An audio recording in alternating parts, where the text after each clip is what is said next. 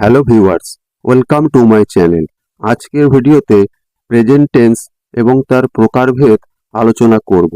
প্রতিটা part step by step বিশ্লেষণ করব, তাই স্কিপ না করে ভিডিওটি শেষ পর্যন্ত দেখতে থাকুন। প্রথমেই দেখি টেন্স কাকে বলে।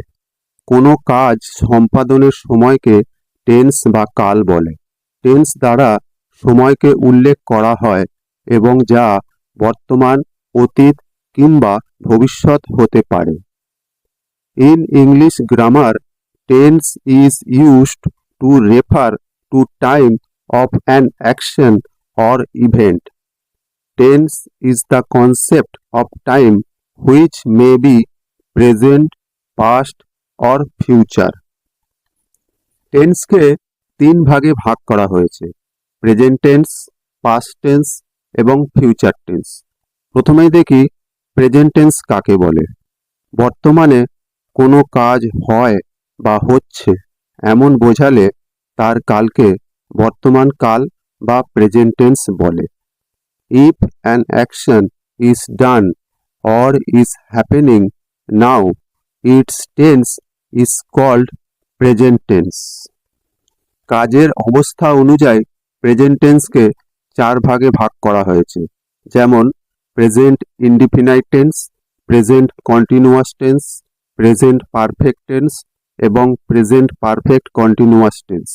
প্রথমেই আমরা আলোচনা করব প্রেজেন্ট ইনডিফিনাইট টেন্স কাকে বলে। ইনডেফিনিট কথার অর্থ অনিশ্চিত।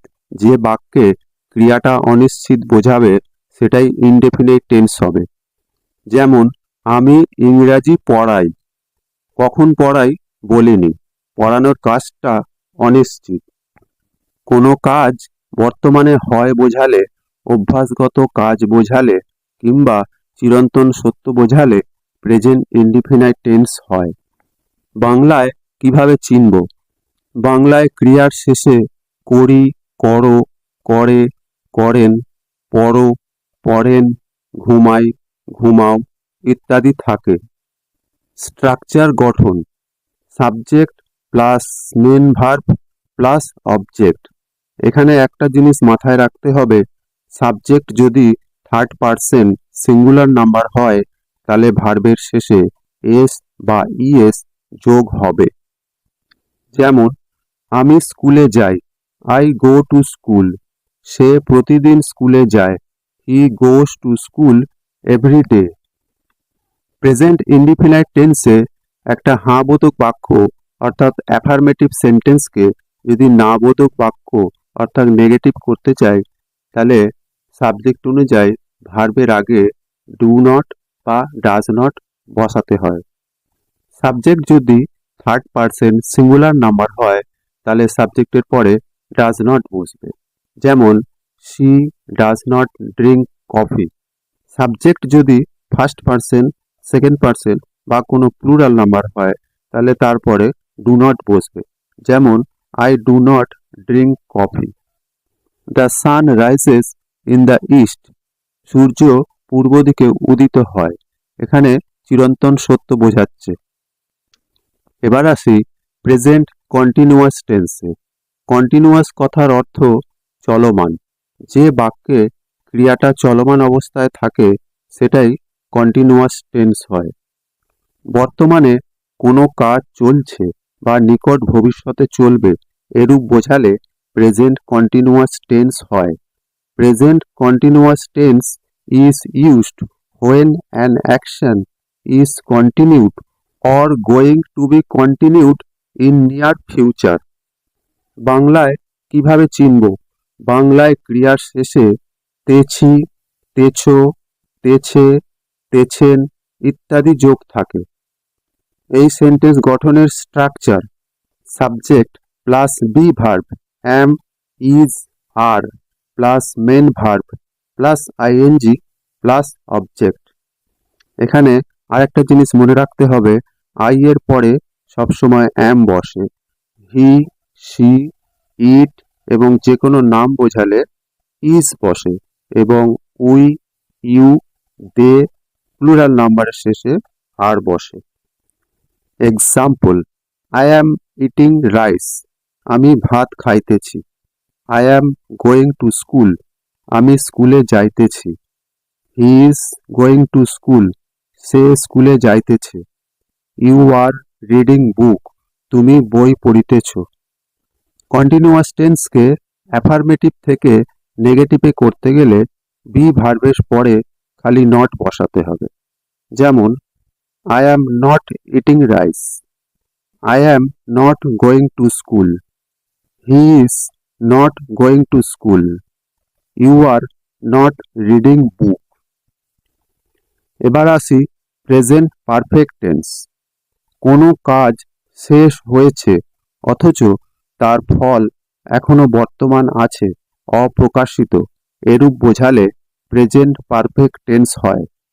Present perfect tense is used when the work has been done but its effect lasts। বাংলায় চেনার উপায়। বাংলায় ক্রিয়ার শেষে আছো, আছে, আছি, আছেন ইত্যাদি যোগ থাকে। এছাড়া করিনি, করি নাই, খাইনি, খাই নাই বোঝালেও প্রেজেন্ট পারফেক্ট টেন্স হয়। স্ট্রাকচার গঠন।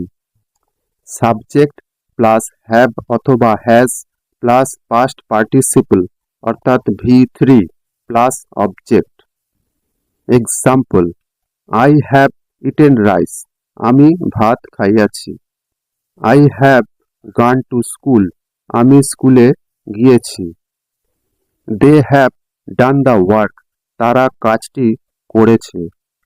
পারফেক্ট টেন্সকে অ্যাফার্মেটিভ থেকে নেগেটিভে করতে গেলে বি ভার্বের শেষে নট বসাতে হবে। যেমন I have not eaten rice, আমি ভাত খাইনি।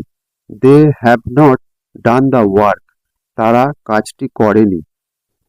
এবার দেখি present perfect continuous tense.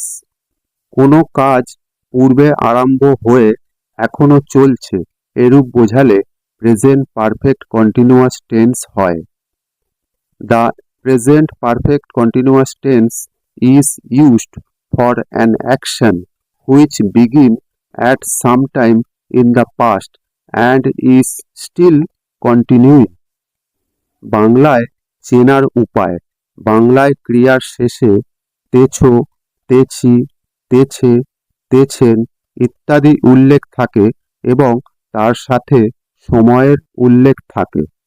Structure subject plus has been অথবা have been plus main verb plus ING plus since অথবা ফর অথবা from plus object. Example, I have been doing this work for 2 days, আমি 2 দিন ধরে কাজটি করিতেছি। He has been reading for 2 hours, সে 2 ঘন্টা যাবৎ পড়িতেছে। He has been reading since morning, সে সকাল থেকে পড়িতেছে।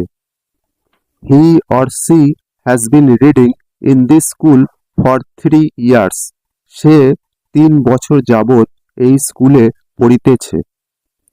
He has been living here from his boyhood, ছেলেবেলা হতে সে এখানে বাস করিতেছে। এই ছিল প্রেজেন্ট টেন্সের বিশ্লেষণ। ভিডিওটি দেখার জন্য সবাইকে জানাই ধন্যবাদ। ভালো লাগলে অবশ্যই একটা লাইক করবেন এবং সাবস্ক্রাইব করে আমাকে সাপোর্ট করবেন।